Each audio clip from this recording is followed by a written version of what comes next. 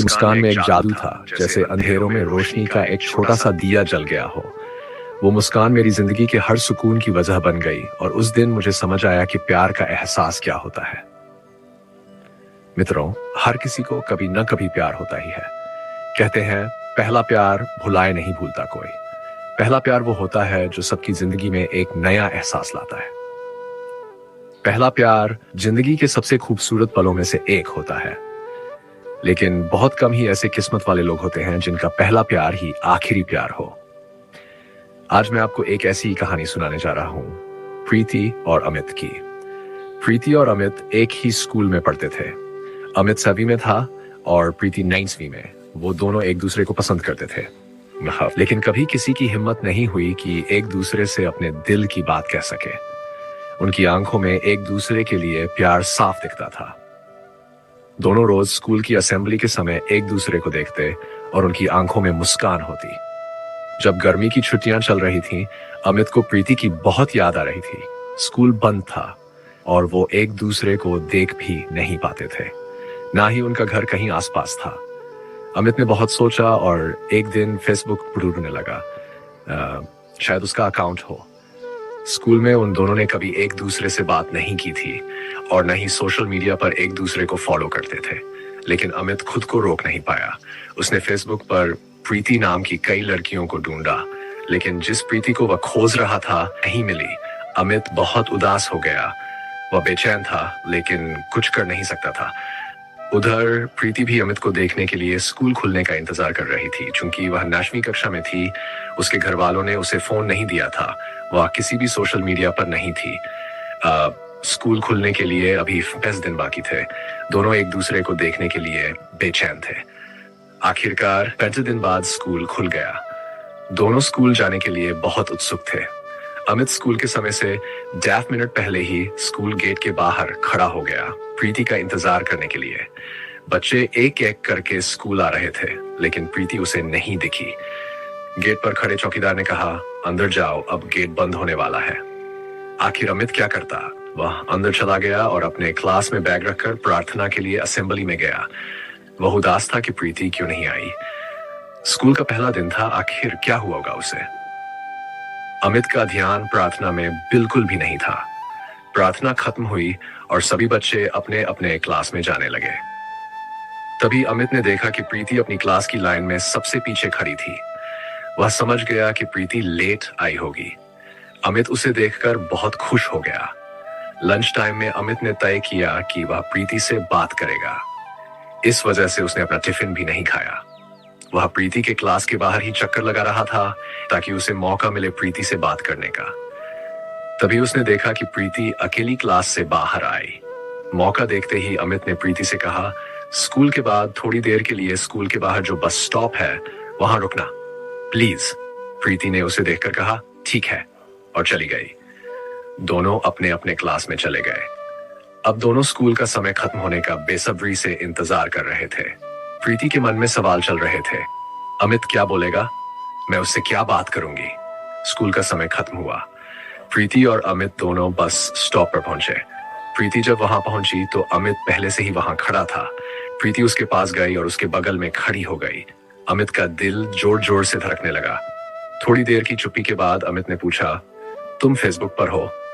प्रीति ने कहा, नहीं, मेरे पास फोन नहीं है। अमित ने पूछा, क्यों? प्रीति ने जवाब दिया, अभी मैं 9वीं क्लास में हूं और मेरे घर पर अभी फोन चलाना मना है। अमित ने कहा, ठीक है। फिर दोनों के बीच थोड़ी देर शांति रही। इसके बाद अमित ने पूछा, आज तुम लेट क्यों आई स्कूल? प्रीति ने कहा, मेरी बस छूट गई थी, इसलिए ये देर हो गई। फिर प्रीति ने अमित से पूछा, क्यों, तुम मेरा इंतजार कर रहे थे? अमित ने मुस्कुराकर कहा, हाँ। अमित ने उससे कहा, अगर मुझे तुमसे बात करनी हो तो कैसे करूंगा? तुम अपना नंबर दो ना। प्रीति ने कहा, क्या बात करनी है तुम्हें? अमित ने कहा, ऐसी कोई बात नहीं है, लेकिन फिर भी अगर बात करने का मन हुआ तो। प्रीति ने कहा, मेरे दोस्तों के पास मेरे पापा का नंबर है, लेकिन मैं तुम्हें वह नंबर नहीं दे सकती। तभी प्रीति की बस आ गई। उसने अमित को बाय बोला और चली गई। अमित वहीं बस स्टॉप पर खड़ा रहा। वह बस यही सोचता रहा कि वह प्रीति से कैसे बात करे। यही सोचते सोचते वह घर चला गया। उसे प्रीति की बहुत याद आ रही थी। उधर प्रीति भी रात भर सो नहीं पाई। उसे बस स्टॉप पर हुई बातें याद आ रही थी। यह पहली बार था जब दोनों ने एक दूसरे से बात की थी। अगले दिन दोनों स्कूल में मिले। दोनों एक दूसरे को देखकर खुश थे। कुछ दिनों तक यही सिलसिला चलता रहा। वे दोनों बस स्टॉप पर थोड़ी देर के लिए मिलते और फिर अपने अपने घर चले जाते। एक दिन अमित ने सोचा, अब और नहीं, मैं प्रीति को अपने दिल की बात कह दूंगा। अगले दिन बस स्टॉप पर अमित प्रीति से मिलने गया। इस बार वह अंदर से बहुत घबराया हुआ था। जब वह बस स्टॉप पर मिले तो प्रीति अपने परीक्षा के बारे में बात कर रही थी। तभी अमित ने अचानक बीच में कहा, मुझे तुमसे कुछ बात करनी है। प्रीति ने कहा, हाँ बोलो। अमित चुप हो गया। उसके पैर कांपने लगे। फिर उसने अपनी आंखें बंद की और जल्दी से बोल दिया, आई लव यू। यह सुनते ही प्रीति का दिल जोर जोर से धड़कने लगा। उसे समझ नहीं आ रहा था कि वह क्या बोले। अमित ने कहा, कुछ तो बोलो, तुम क्या सोचती हो मेरे बारे में। प्रीति चुप रही। अमित ने कहा, मुझे तुम्हारे जवाब का इंतजार रहेगा। इतना कहकर वहां से चला गया। प्रीति वहीं खड़ी रही। थोड़ी देर बाद उसकी बस आई और वह चली गई। उस रात दोनों सो नहीं पाए। प्रीति सोच रही थी, क्या बोलूं मैं अमित को? यह सब जो हो रहा है सही है या गलत? अमित बेसब्री से अगले दिन का इंतजार कर रहा था प्रीति के जवाब के लिए। अगले दिन अमित स्कूल पहुंचा और देखा कि प्रीति आज स्कूल नहीं आई। वह और ज्यादा बेचैन हो गया। प्रीति स्कूल क्यों नहीं आई? उसके मन में कई सवाल थे। स्कूल खत्म हुआ तो वह सबसे पहले बस स्टॉप गया, जहां वह रोज प्रीति से मिलता था। कुछ देर वहीं खड़ा रहा और फिर उदास होकर घर चला गया, इसी उम्मीद में कि जब प्रीति कल स्कूल आएगी तो उसे सब पूछ लेगा। अगले दिन प्रीति स्कूल आई। स्कूल खत्म होने के बाद वह बस स्टॉप पर अमित से मिली। प्रीति के आते ही अमित ने उसे पूछा, क्या हुआ था? तुम कल स्कूल क्यों नहीं आई? प्रीति ने कहा, कुछ नहीं, तबीयत ठीक नहीं थी। फिर दोनों कुछ देर चुपचाप खड़े रहे। अचानक अमित ने कहा, प्रीति, मैं तुमसे बहुत प्यार करता हूं। मैं तुम्हारे बिना नहीं रह सकता। प्रीति ने उसकी तरफ देखा। उसकी आंखों में आंसू थे। वह कुछ कहना चाहती थी, लेकिन तभी उसकी बस आ गई। उसने कहा, मुझे जाना होगा। अमित ने उसका हाथ पकड़ लिया और कहा, प्रीति प्लीज रुक जाओ। प्रीति बोली, देखो बस भी चली गई। अब दूसरी बस कब आएगी पता नहीं। अगर मैं घर देर से पहुंची तो मुझे बहुत डांट पड़ेगी। अमित ने कहा, पहले वादा करो कि तुम मुझसे रोज बात करोगी। प्रीति बोली, ठीक है, करती रहूंगी। इस बार अमित ने उसका हाथ छोड़ दिया। प्रीति दूसरी बस में बैठ गई। खिड़की से उसने अमित को बाय कहा और बस चली गई। बस के जाते ही प्रीति को लगा कि उसने कुछ गलत कर दिया। वह बस से उतरने की सोच रही थी।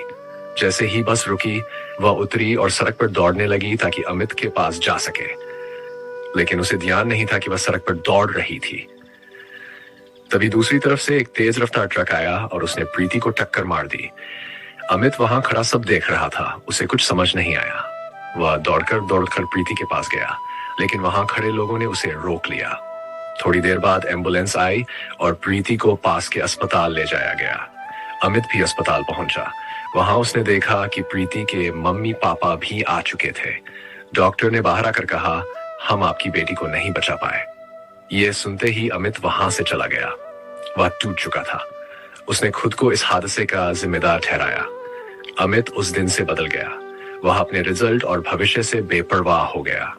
उसे आगे की पढ़ाई के लिए हॉस्टल भेज दिया गया, लेकिन वह प्रीति को कभी नहीं भुला पाया। उसकी पूरी जिंदगी प्रीति की यादों के साथ बीती। वह हमेशा खुद को उसका गुनहगार मानता रहा। मित्रों, ये कहानी हमें यह सिखाती है कि प्यार में जल्दबाजी और लापरवाही खतरनाक हो सकती है। अगर आपको यह कहानी पसंद आई हो तो हमें सपोर्ट करना ना भूलें। लाइक करें, चैनल को सब्सक्राइब करें और अपने विचार कमेंट सेक्शन में लिखें। धन्यवाद।